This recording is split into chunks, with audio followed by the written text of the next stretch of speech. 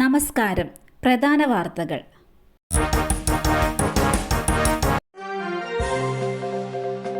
ഹേമചന്ദ്രൻ കൊലക്കേസ്. സൗദിയിൽ നിന്ന് മടങ്ങിയ മുഖ്യപ്രതി നൌഷാദ് ബംഗളൂരു വിമാനത്താവളത്തിൽ പിടിയിൽ. സാമ്പത്തിക ഇടപാടുമായി ബന്ധപ്പെട്ട തർക്കത്തിൽ മായനാട് വാടകയ്ക്ക് താമസിച്ചിരുന്ന ബത്തേരി സ്വദേശി ഹേമചന്ദ്രനെ തട്ടിക്കൊണ്ടുപോയി കൊലപ്പെടുത്തിയ ശേഷം വനത്തിൽ കുഴിച്ചുമൂടിയ കേസിൽ മുഖ്യപ്രതി പിടിയിൽ. സുൽത്താൻ ബത്തേരി പഴപ്പത്തൂർ പുല്ലഫി വീട്ടിൽ നൌഷാദാണ് ബംഗളൂരു വിമാനത്താവളത്തിൽ പിടിയിലായത്. നൌഷാദിനെതിരെ പോലീസ് ലുക്കൌട്ട് നോട്ടീസ് പുറപ്പെടുവിച്ചിരുന്നു. സൗദിയിലായിരുന്ന ഇയാൾ വിസ കാലാവധി കഴിയാത്തതിനെ തുടർന്ന് നാട്ടിലേക്ക് തിരിച്ചു വരുന്നതിനിടെ ലുക്കൌട്ട് നോട്ടീസിന്റെ അടിസ്ഥാനത്തിൽ ബംഗളൂരു വിമാനത്താവളത്തിൽ എമിഗ്രേഷൻ വിഭാഗം തടഞ്ഞുവെച്ച് പോലീസിനെ കൈമാറുകയായിരുന്നു. പാറമട അപകടം. ദൌത്യസംഘം താൽക്കാലികമായി പിന്മാറി. പത്തനംതിട്ട കോന്നി പയ്യനാമൺ പാറമട അപകടത്തിൽപ്പെട്ട ബീഹാർ സ്വദേശിയെ പുറത്തെടുക്കാനുള്ള ശ്രമങ്ങൾ വൈകുന്നു. അപകട സ്ഥലത്തെത്തിയ ദൌത്യസംഘത്തിന് വെല്ലുവിളിയായി വീണ്ടും പാറയിടിഞ്ഞു. ഇതോടെ ദൌത്യം താൽക്കാലികമായി നിർത്തിവെച്ചു. യന്ത്രങ്ങൾ എത്തിച്ച ശേഷം വീണ്ടും രക്ഷാദൌത്യം തുടങ്ങും. രാവിലെ പ്രത്യേക റോപ്പുകൾ ഉപയോഗിച്ച് ഹിറ്റാച്ച് കിടക്കുന്ന സ്ഥലത്തെത്തി ദൌത്യസംഘത്തിലെ 4 പേർ പരിശോധന നടത്തി. മണ്ണുമാന്തി യന്ത്രത്തിന്റെ ക്യാബിന് മുകളിൽ വലിയ പാറകൾ മൂടിയ നിലയിലാണ്. വലിയ ക്രെയിൻ എത്തിച്ചാൽ മാത്രമേ ദൌത്യം മുന്നോട്ട് കൊണ്ടുപോകാനാകൂ എന്നാണ് വിലയിരുത്തൽ. വീണ്ടും പാറയിടിയുന്നത് രക്ഷാദൌത്യത്തിന് വെല്ലുവിളിയാണ്.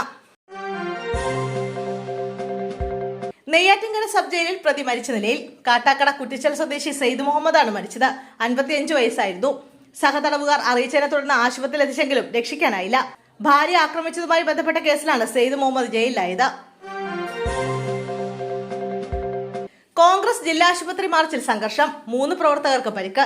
മാവേലിക്കര നൂറിനാട് ബ്ലോക്ക് കോൺഗ്രസ് കമ്മിറ്റികളുടെ നേതൃത്വത്തിൽ ആരോഗ്യമന്ത്രി വീണ ജോർജ് രാജിവെക്കണമെന്നാവശ്യപ്പെട്ട് മാവേലിക്കര ജില്ലാ ആശുപത്രിയിലേക്ക് നടത്തിയ മാർച്ചിൽ സംഘർഷത്തിൽ 3 പ്രവർത്തകർക്ക് പരിക്കേറ്റു. യൂത്ത് കോൺഗ്രസ് സംസ്ഥാന general secretary Minu Sajeev, outreach cell മുൻ സംസ്ഥാന ചെയർപേഴ്സൺ അഡ്വക്കേറ്റ് മുത്താരരാജ്, മഹിളാ കോൺഗ്രസ് ജില്ലാ സെക്രട്ടറി അനിത സജി എന്നിവർക്കാണ് പരിക്കേറ്റത്. പുതിയകാവ് നഗരസഭ ഷോപ്പിംഗ് കോംപ്ലക്സിന് മുന്നിൽ നിന്ന് ആരംഭിച്ച മാർച്ച് പോലീസ് ജില്ലാ ആശുപത്രിക്ക് 100 മീറ്റർ മുമ്പായി തടഞ്ഞു. തുടർന്ന് കോൺഗ്രസ് പ്രവർത്തകർ പോലീസ് വലയം ഭേദിച്ച് ആശുപത്രിയിലേക്കുള്ളിലേക്ക് കടക്കാൻ ശ്രമിച്ചതോടെ പോലീസ് ബലം പ്രയോഗിക്കുകയായിരുന്നു. ഇതിനിടെ പോലീസും പ്രവർത്തകരുമായി ഉന്തും തള്ളും ഉണ്ടാവുകയും സംഘർഷം ഉടലെടുക്കുകയുമായിരുന്നു. ഗവർണർക്കെതിരെയുള്ള സമരം. ഇന്നത്തെ സമരം അവസാനിപ്പിച്ച SFI. സംസ്ഥാനത്തെ സർവകലാശാലകളെ ചാൻസലർ കൂടിയായ ഗവർണർ കാവ്യവൽക്കരിക്കുന്നുവെന്നാരോപിച്ച് ഇടത് യുവജന വിദ്യാർത്ഥി സംഘടനകൾ നടത്തുന്ന പ്രതിഷേധത്തിന് പിന്തുണയുമായി CPM സംസ്ഥാന secretary MV Govindan. RSS തിട്ടൂരത്തിന് വഴങ്ങില്ലെന്നും MV Govindan പറഞ്ഞു. കേരള സർവകലാശാല ആസ്ഥാനത്ത് നടക്കുന്ന SFI പ്രതിഷേധത്തിനിടെ MV ഗോവിന്ദൻ സന്ദർശനം നടത്തി.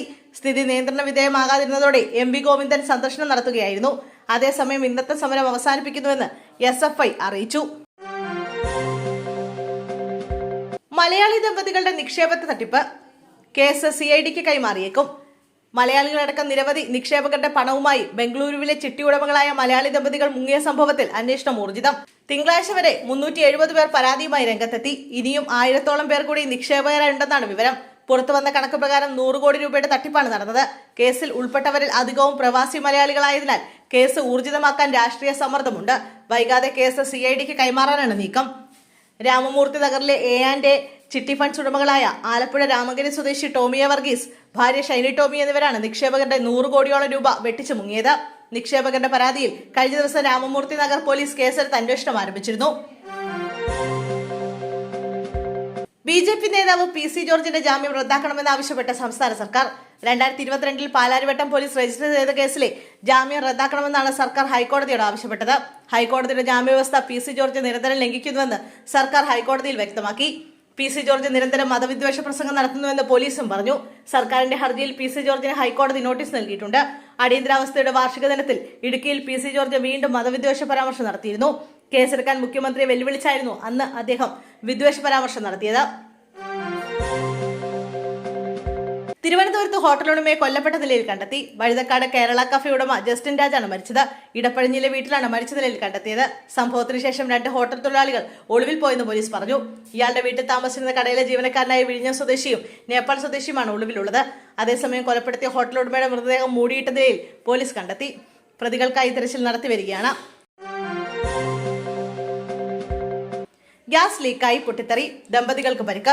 വെള്ളാങ്കല്ലൂരിൽ ഗ്യാസ് ലീക്കായി തീപിടിച്ച് ദമ്പതികൾക്ക് ഗുരുതര പരിക്ക്. വെള്ളാങ്കല്ലൂർ എരുമത്തടം ഫ്രാൻസിസ് നഗർ സ്വദേശിയായ രവീന്ദ്രൻ, ഭാര്യ ജയശ്രീ എന്നിവർക്കാണ് പരിക്കേറ്റത്. ഇന്ന് ഉച്ചയ്ക്ക് 2 മണിയോടെയാണ് അപകടമുണ്ടായത്. രാവിലെ ചോർപ്പിലെ ബന്ധുവീട്ടിൽ പിറന്നാളാഘോഷം കഴിഞ്ഞ മടങ്ങിയെത്തിയ ഇരുവരും വീട്ടിൽ കയറി ലൈറ്റ് ഓണാക്കിയപ്പോൾ പൊട്ടിത്തെറി ഉണ്ടായെന്നാണ് വിവരം. വീട്ടിലെ ഗ്യാസ് സിലിണ്ടർ രണ്ടും പുറത്താണ് വെച്ചിട്ടുള്ളത്. ഗ്യാസ് ലീക്കായി വീടിനകം മുഴുവൻ നിറഞ്ഞിരുന്നതായാണ് അനുമാനം.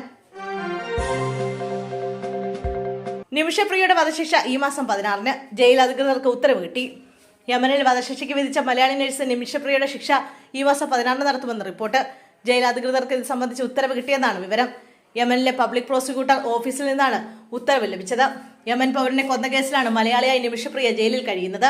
ഇന്ത്യൻ എംബസി ഇക്കാര്യം സ്ഥിരീകരിച്ചതായി യമനിലെ ചർച്ചകൾക്ക് മധ്യസ്ഥ വഹിക്കുന്ന സാമുവൽ ജോൺ അറിയിച്ചു. പാലക്കാട് സ്വദേശിയായ നിമിഷപ്രിയ യമനിൽ ജോലി ചെയ്യുന്നതിനിടെ അവിടുത്തെ പൗരനെ കൊലപ്പെടുത്തിയെന്നാണ് കേസ്. വധശിക്ഷ റദ്ദാക്കാനുള്ള നീക്കങ്ങൾ നടക്കുന്നതിനിടെയാണ് ജയിലിൽ നിന്നും ഉത്തരവെത്തിയത്.